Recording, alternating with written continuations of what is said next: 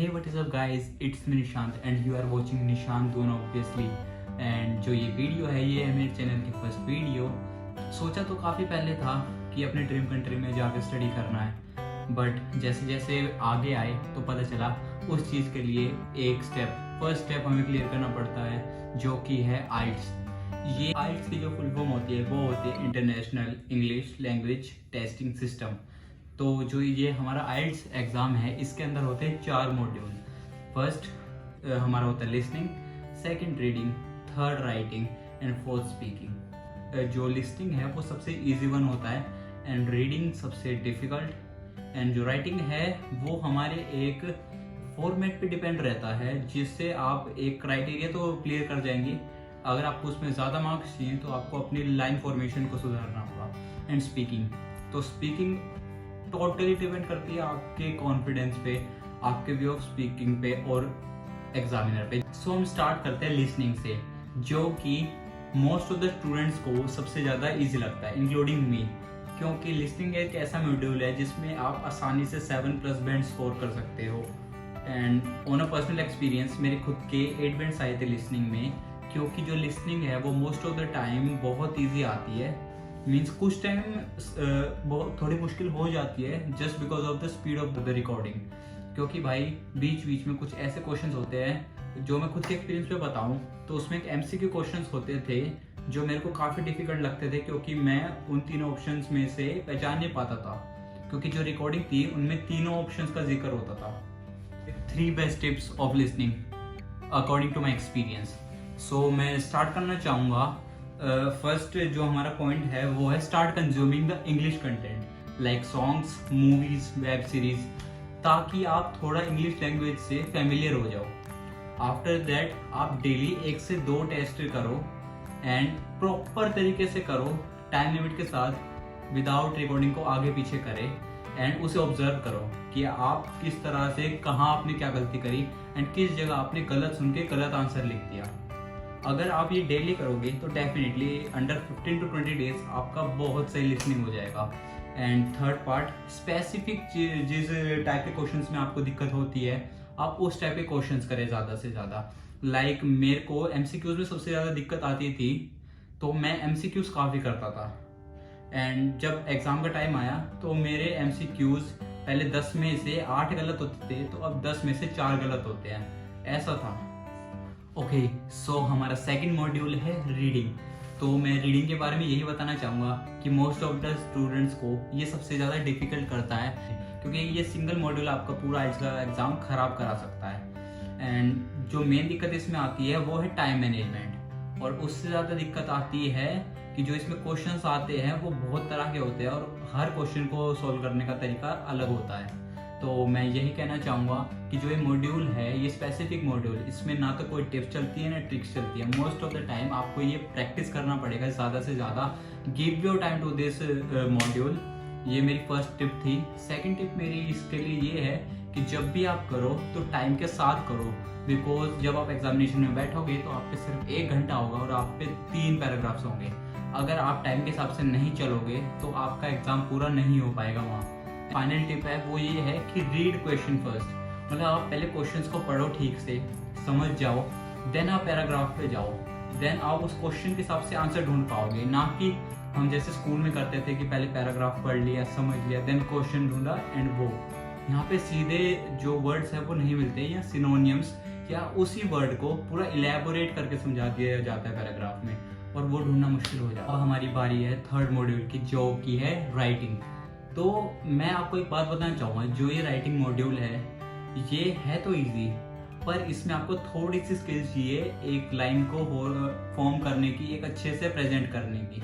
Means अगर मैं आपको बताना चाहूँ, जो हमारा क्राइटेरिया है इसका 6 बैंड्स, अगर आपको वो चाहिए राइटिंग में तो आपको एक प्रॉपर फॉर्मेट फॉलो करना है एंड एक normal decent words and decent lines बना के लिखनी है।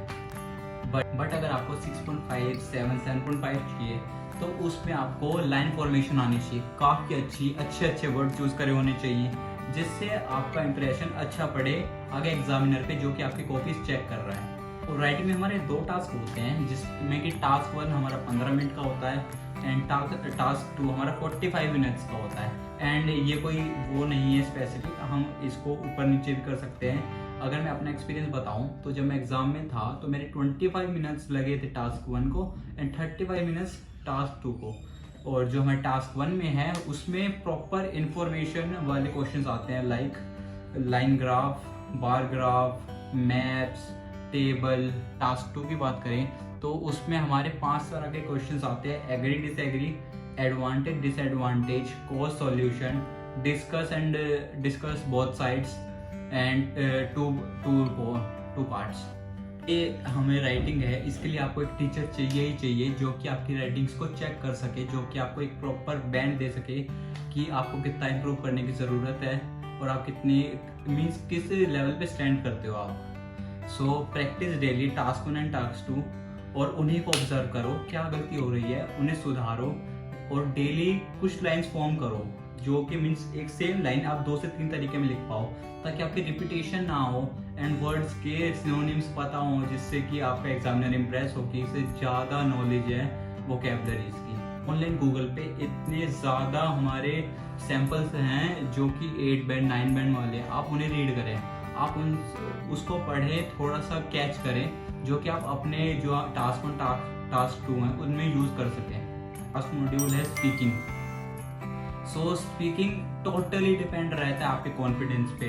Means most of the students, means मैं खुद की एक्सपीरियंस से बताऊं तो भाई मैं खुद एक एंजाइटी हो गई थी मेरे को, मतलब मैं तो डर गया था भाई जब मैं अपना आइल्स का स्पीकिंग देने गया।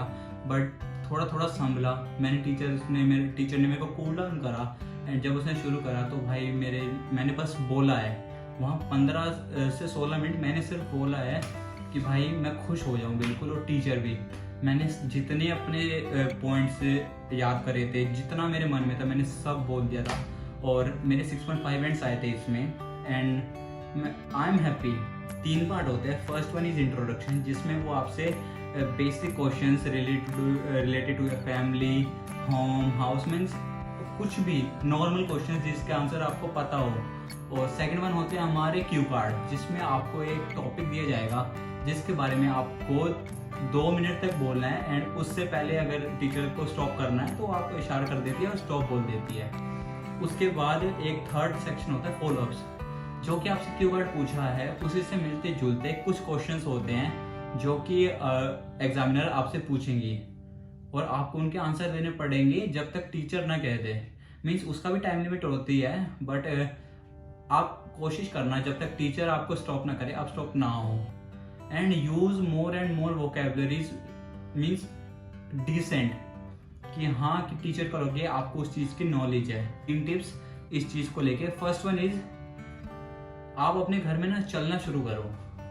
मीन्स रैंडमली किसी भी चीज पे, लाइक मेरे सामने बोर्ड है तो इस बोर्ड के ऊपर मैं 5-7 लाइनें बोल देता था, मैं चल रहा हूँ। वाईफाई का मेरे को राउटर दिखा, राउटर को लेके मैंने 5-7 लाइनें अपने दिमाग में बोल ली। ऐसे आप डेली 15 से 20 मिनट वॉक करोगे ना घर में तो भाई आपकी बहुत सही लाइंस फॉर्मेशन हो जाएगी, आपको ज़्यादा सोचना नहीं पड़ेगा। मतलब एट अ पॉइंट आप लाइन बना सकते हो उस चीज़ के ऊपर। ये मेरे को काफ़ी हेल्प करा था। मैंने ये मीन्स आज तक कहीं पे ये जो टिप है ये मैंने ना तो सुनी है ना कुछ, ये मैंने खुद एक्सपीरियंस करी है। जो गेम चेंजर है हमारी आइल्स स्पीकिंग का वो होता है कॉन्फिडेंस। मीन्स आपकी बॉडी लैंग्वेज, कॉन्फिडेंस काफ़ी सही रहेगा। अगर आप टीचर के सामने बिल्कुल ऐसे बैक स्ट्रेट करके बैठे हो, आप हाथ हिला रहे हो, ये बहुत ज़्यादा बड़ा मिथ है कि आप हाथ नहीं हिला सकते यहाँ को। अगर आप जैसे एक्सप्रेस करना चाहो वैसे कर सकते हो, बस आपकी इंग्लिश काफ़ी सही रहनी चाहिए उनके आगे। उनको ये ना लगे कि आप फेक कर रहे हो उनके आगे, भाई आप आराम से कर जाओगे आइल्स। थैंक यू गाइस वीडियो यहाँ तक देखने के लिए। होप्स आपको वीडियो अच्छी लगी होगी। आपसे मिलते हैं अब अगले वीडियो में, तब तक के लिए गुड बाय, जय हिंद।